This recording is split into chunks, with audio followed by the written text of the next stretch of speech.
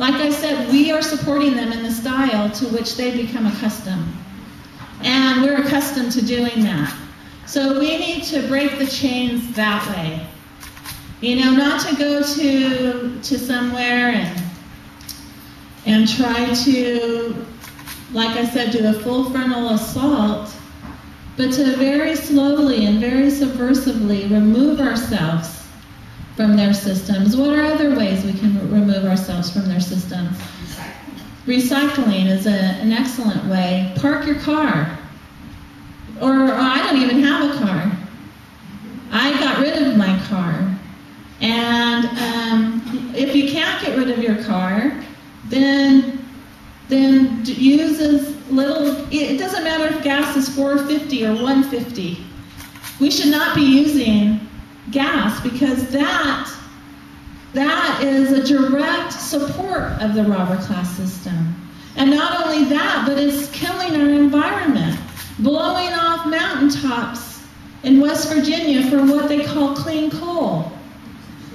Yeah, and you know, Robert Kennedy Jr. calls clean coal a dirty lie. Even if there was a process to make it clean that wasn't dirty, you have to freaking blow off mountaintops to get it. So how can that be clean when you're destroying the universe? When you're not the universe, what am I talking about? The atmosphere. When you're scumming up streams and rivers and killing wildlife and hurting people who happen to live near those mountains, how can that be clean? Nancy Pelosi, she's not Speaker of the House because she's smart, guys. She's Speaker of the House because she's rich. She's Speaker of the House because she raises the most amount of money for the Democratic Party. She was on Tom Brokaw during the campaign, and of course I didn't get on Tom Brokaw during the campaign, and I don't even think they talked about me, of course. But he asked her about being invested in the T. Boone Pickens scheme, and she said yes. I think clean coal is a good idea because I think we have to get off of fossil fuel.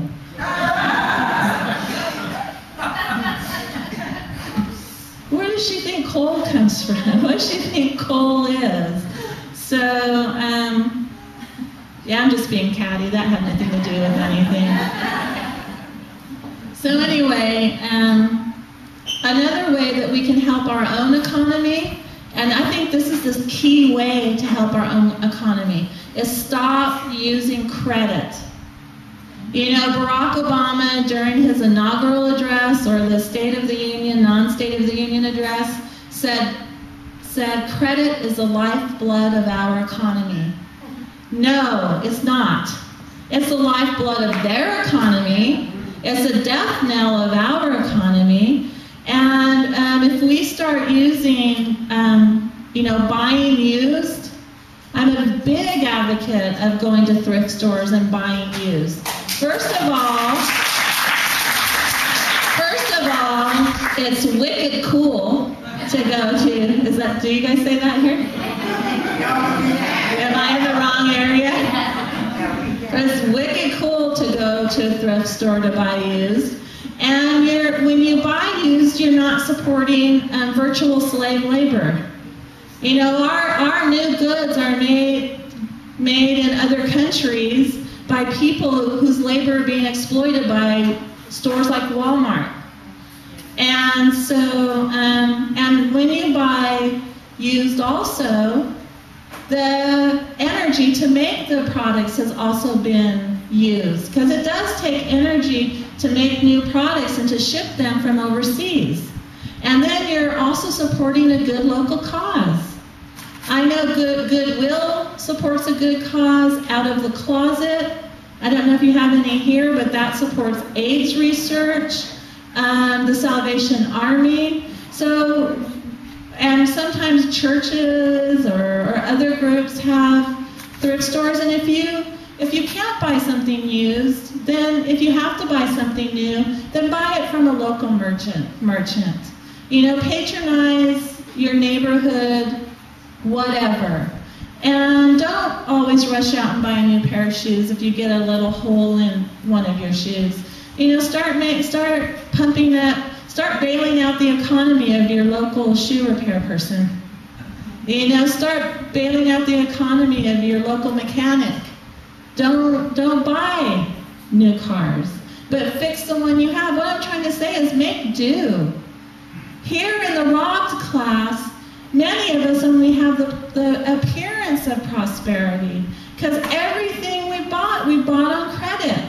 How can you not feel prosperous when you're in a big house, you have a secure and dry roof over your head, 2 cars in the garage, a big screen TV, the latest video gaming system, not just a big screen TV, but TVs in almost every room.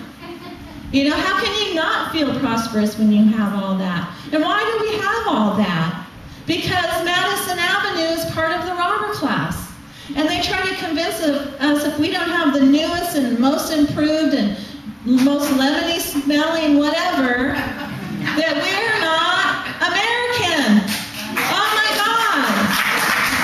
You know, if you don't have $300 jeans, then you're anti-American. You're a commie if you don't have those $300 jeans. So stop buying into that system. Turn off TV news. Search out alternative, progressive sources of information. And not only search them out, but support them. You know, people who are doing indie media, they need our support because people won't. I have my own experience. Nobody is going to advertise on my radio show because I'm anti-corporate. I'm anti-evil corporate, and no good corporation has stepped up to help advertise on my show. So we need your support that way so we can reach a lot of people. My show right now is at cindysheehansoapbox.com.